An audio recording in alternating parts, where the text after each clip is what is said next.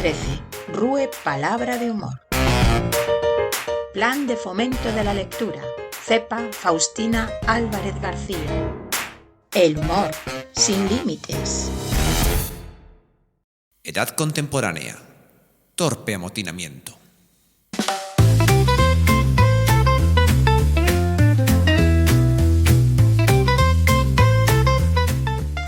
Viajamos al siglo XIX, exactamente un 10 de mayo de 1843, cuando un gran escritor canario llega para iluminar este siglo español deslucido. Benito Pérez Galdós, maestro de la literatura y heredero de Cervantes, narra en sus obras con gran genialidad y realismo la vida cotidiana y la sociedad de la época con un claro propósito moral y político.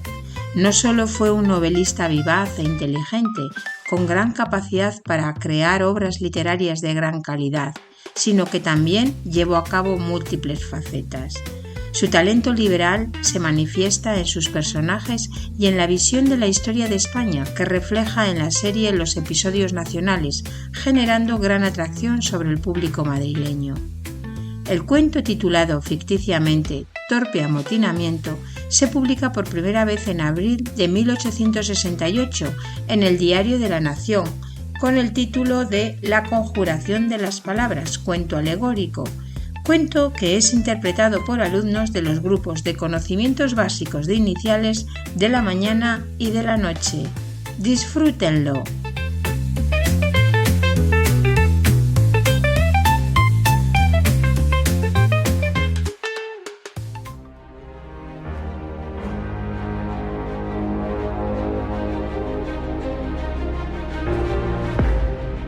Érase un gran edificio llamado Diccionario de la Lengua Castellana, de tamaño tan colosal y fuera de medida que, al decir de los cronistas, ocupaba casi la cuarta parte de una mesa que, destinadas a varios usos, vemos en casa de los hombres. Por dentro era mi laberinto, tan maravilloso que ni el mismo Creta se le igualara. Dividíanlo hasta 600 paredes de papel con sus números llamados páginas. Cada espacio estaba subdividido en 3 corredores o crujías muy grandes, y en estas crujías se hallaban innumerables celdas, ocupadas por los 800 o 900.000 seres que en aquel vastísimo recinto tenían su habitación. Estos seres se llamaban palabras. Una mañana sintióse gran ruido de voces, patadas, choque de armas, roce de vestidos, llamamientos y relinchos, como si un numeroso ejército se levantara y vistiese a toda prisa, apercibiéndose para una tremenda batalla. Y a la verdad, cosa de guerra debía de ser, porque a poco rato salieron todas o casi todas las palabras del diccionario, con fuertes y relucientes armas, formando un escuadrón tan grande que no cupiera en la misma Biblioteca Nacional. Magnífico y sorprendente era el espectáculo que este ejército presentaba, según me dijo el testigo ocular, que lo presenció todo desde un escondrijo inmediato, el cual testigo ocular era un viejísimo Flos Sanctorum, forrado en pergamino, que en el propio estante se hallaba a la sazón. Avanzó la comitiva hasta que estuvieron todas las palabras fuera del edificio. Trataré de describir el orden y aparato de aquel ejército, siguiendo fielmente la veraz, escrupulosa y auténtica narración de mi amigo el Flos Sanctorum. Delante marchaban unos heraldos llamados artículos, vestidos con magníficas damálticas y cotas de finísimo acero. No llevaban armas, y sí los escudos de sus señores, los sustantivos, que venían un poco más atrás. Estos, en número casi infinito, eran tan vistosos y gallardos que daba gozo verlos. Junto a los sustantivos marchaban los pronombres, que iban a pie y delante, llevando la brida de los caballos o detrás, sosteniendo la cola del vestido de sus amos, ya guiándoles a guisa de lazarillos, ya dándoles el brazo para sostén de sus flacos cuerpos, porque sea dicho de paso, también había sustantivos muy valetudinarios y decrépitos, y algunos parecían próximos a morir. También se veían no pocos pronombres representando a sus amos, que se quedaron en cama por enfermos o perezosos, y estos pronombres formaban en la línea de los sustantivos como si de tales hubieran categoría.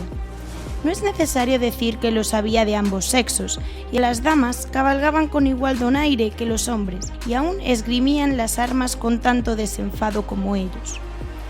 Detrás venían los adjetivos, todos a pie, y eran como servidores o satélites de los sustantivos, porque formaban al lado de ellos, atendiendo a sus órdenes para obedecerlas. Era cosa sabida que ningún caballero sustantivo podía hacer cosa derecha sin el auxilio de un buen escudero de la honrada familia de los adjetivos.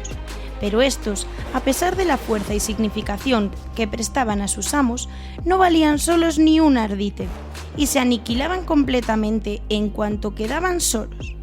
Eran brillantes y caprichosos sus adornos y trajes, de colores vivos y formas muy determinadas, y era de notar que cuando se acercaban al amo, éste tomaba el color y la forma de aquellos, quedando transformado al exterior, aunque en esencia el mismo.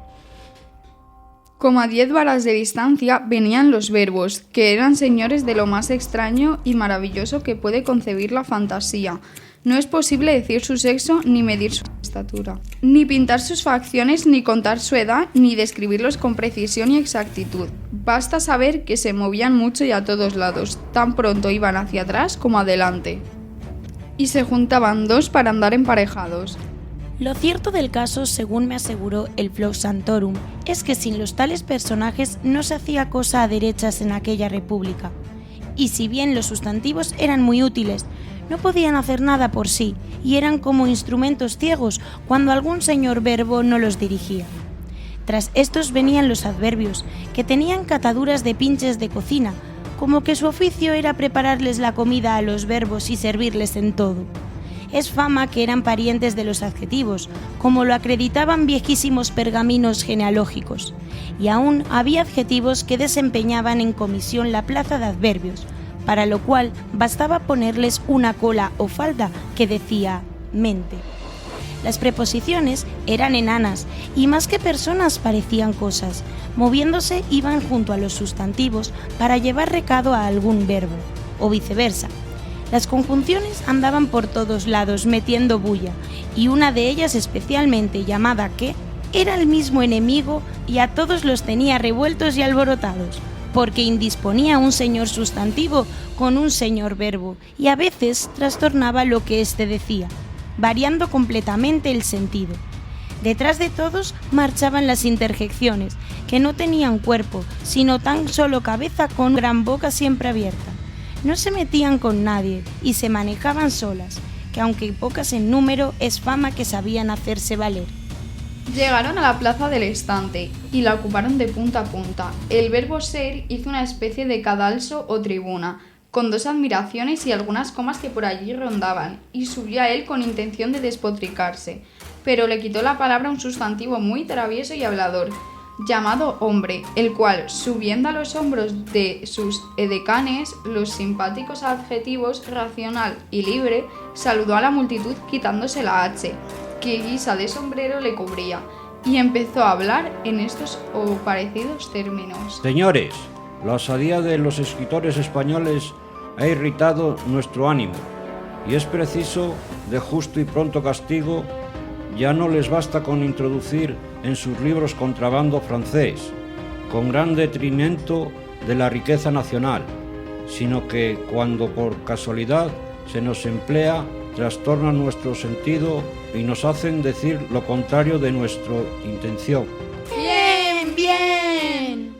De nada sirve nuestro noble origen latino, para que esos tales respeten nuestro significado. Se nos desfigura de un modo que da grima y dolor. Así, permitidme que me conmueva, por las lágrimas brotan de mis ojos y no puedo reprimir la emoción. ¡Bravo! El orador se enjugó las lágrimas con la punta de la E, que de faldón le servía, y ya se preparaba a continuar, cuando le distrajo el rumor de una disputa que no lejos se había entablado. Era que el sustantivo sentido estaba dando de mojicones al adjetivo común y le decía: perro, follón, socio vocablo, por ti me traen asindiriado y me ponen como salvaguardia de toda clase de destinos. Desde cualquier escritor no entiende palotada de una ciencia, se escuda con el sentido común. Ella le parece que es el más sabio de la tierra. Vete, negro, específico adjetivo, lejos de mí, o te juro que no saldrás con vida de mis manos. Y al decir esto, el sentido enarboló la T y dándole un garrotazo con ella a su escudero, le dejó tan mal parado que tuvieron que ponerle un vendaje en la O y bizmarle las costillas de la M, porque se iba desangrando por allí a toda prisa.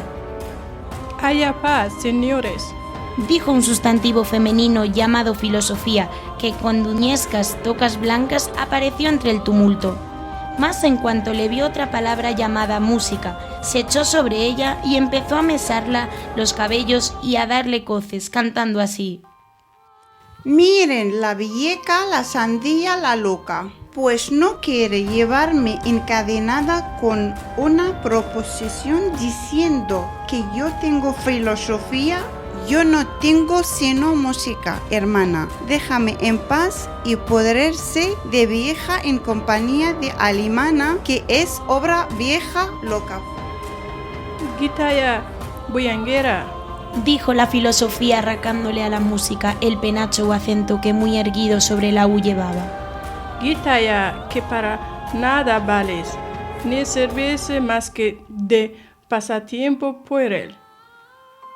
Poco a poco, señoras mías, gritó un sustantivo, alto, delgado, flaco y medio físico, llamado el sentimiento. A ver, señora filosofía, si no me dice usted estas cosas a mi hermana, o tendremos que vernos las caras.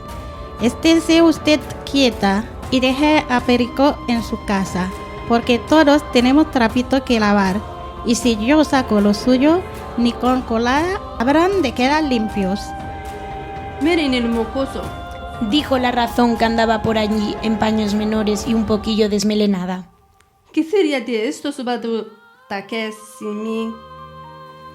No riñen, y cada uno ha supuesto que sí me incomodó. No ha de ser, dijo el sustantivo mal, que en todo había de meterse. ¿Quién le ha dado a usted vela en este entierro, tío Mal? Váyase al infierno, que ya está de más en el mundo. No, señoras, perdonen Usías, que no estoy sino muy rete bien. Un poco de caidillo andaba, pero después que tome este lacayo que ahora me sirve, me voy remediando. Y mostró un lacayo que era el adjetivo necesario. Quítadmela, que la mato. Chillaba la religión, que había venido a las manos con la política. Quítadmela, que me ha usurpado el nombre para disimular en el mundo sus socaliñas y gatuperios. Basta de indirecta. Orden, dijo el sustantivo gobierno, que se presentó para poner paz en el asunto. Déjales que se arañan, hermano, observó la justicia. Déjalas que se arañan, que ya sabe vuecencia que robian de haberse juntas. Procuraremos nosotros no andar también a la griña y adelante con los faroles. Mientras esto ocurría, se presentó un gallardo sustantivo vestido con relucientes armas y trayendo un escudo con peregrinas figuras y lema de plata y oro. Llamábase El Honor y venía a quejarse de los innumerables desatinos que hacían los humanos en su nombre, dándole las más raras aplicaciones y haciéndole significar lo que más les venía a cuento. Pero el sustantivo moral, que estaba en un rincón atándose un hilo en la I, que se le había roto en la anterior refriega, se presentó, atrayendo la atención general.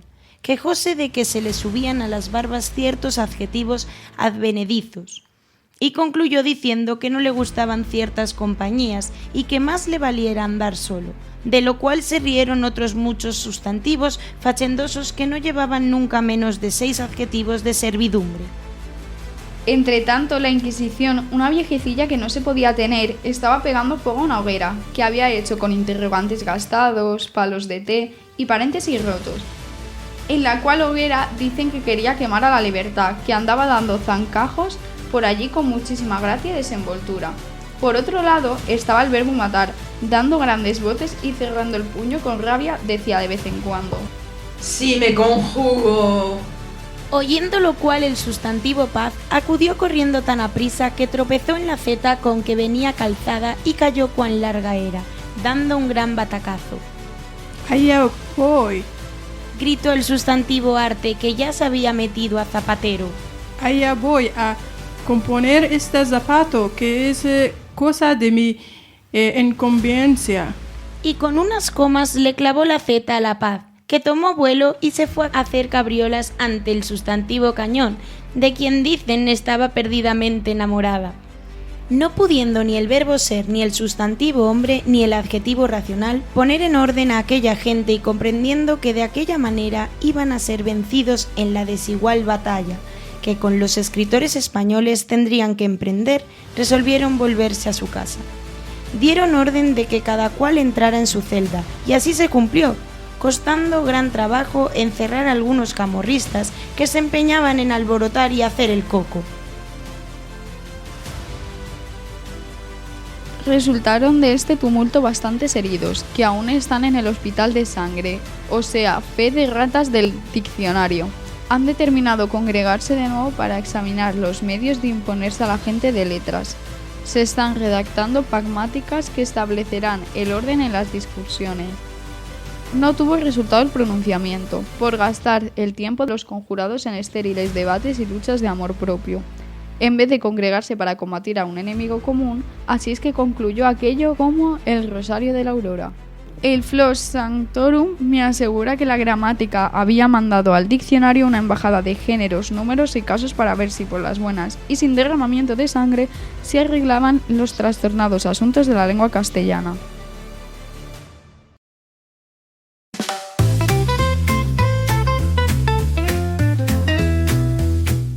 Finalizamos la edición de los podcasts con una frase de Luis Mateo Díez, Premio Cervantes 2023. Vivo contando el cuento viviendo. La ficción es una parte imprescindible de la existencia.